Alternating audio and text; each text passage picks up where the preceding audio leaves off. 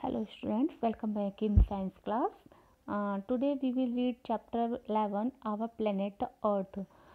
Chapter 9 और 10 जो हैं आपकी इसमें साइंस में वो लीव कर दिए गए हैं, आपके सिलेबस में नहीं है. Let's start the chapter 11. The earth is the third planet in our solar system. It is the only known planet that has life on it. It has water, air and sunlight. This helps plant, animals and human beings to live on it. About 70% of the Earth's surface is covered with water. This makes it appear blue from space. That is why the Earth is also known as the blue planet. जो अर्थ है solar system का third planet है और ये ही एक ऐसा planet है कि जहाँ पर की लाइफ है, यहाँ पर जीवन है. बिकॉज क्यों है, क्योंकि यहाँ पर क्या है, अर्थ पर वाटर भी है, एयर भी है एंड सनलाइट भी है, जो कि किस में हेल्प करते हैं, प्लांट को, एनिमल्स को एंड ह्यूमन बींग्स को लिविंग रहने में, सर्वाइव उनकी लाइफ को सर्वाइव करने में हेल्प करते हैं. क्योंकि अगर वाटर, एयर या सनलाइट नहीं होगी तो आप अपना लाइफ को इमेजिन कर सकते हैं नहीं. और जो अर्थ की जो सरफेस है जो 70% वो किससे कवर्ड है, वाटर से कवर्ड है.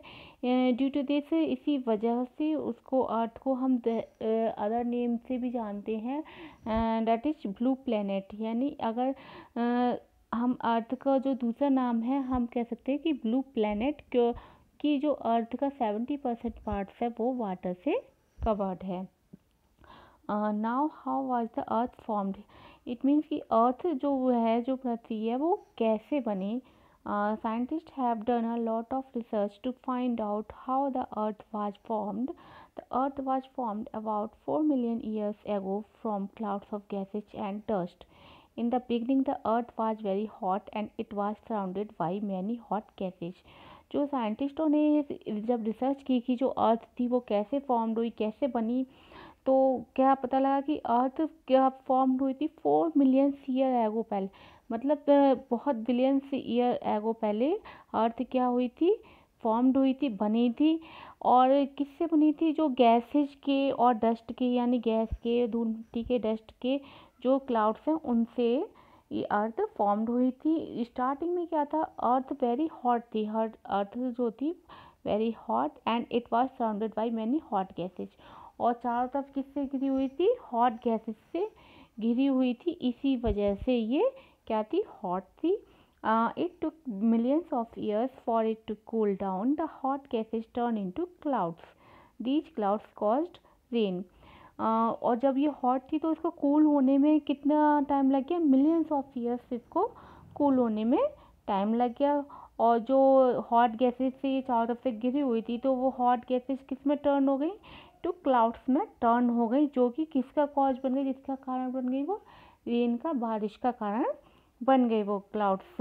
The rain water collected, next page, on the ground and formed ocean.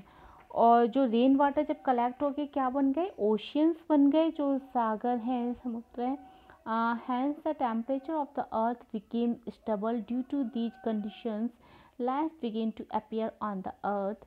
Scientists also believe that the life on the earth first appeared in water and then on land.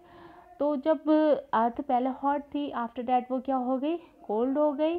और जो cold हुई तो जो hot gases थी वो किस में change हो गई, क्लाउड्स में चेंज हो गई. और उसकी वजह से क्या हुई, रेन हुई. और रेन का जो वाटर था वो कहाँ कलेक्ट हो गया, ओशियंस में. ओशियंस बन गए, महासागर, सागर बन गए उनसे.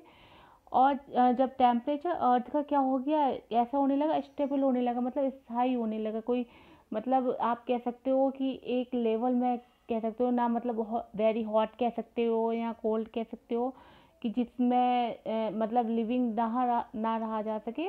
तो स्टेबल हो गया जब उसका टेम्परेचर. तो इस कंडीशन की वजह से क्या हुआ, वहाँ पे लाइफ ना, जीवन स्टार्ट होने लगा अर्थ पे.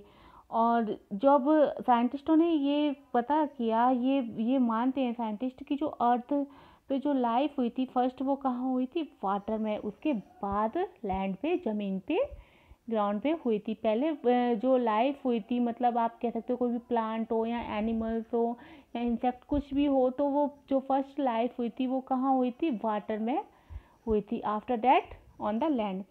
So today topic have completed, and I hope you have understood very well. So read this topic, and if you have any problem you may ask me. Thank you. Have a nice day.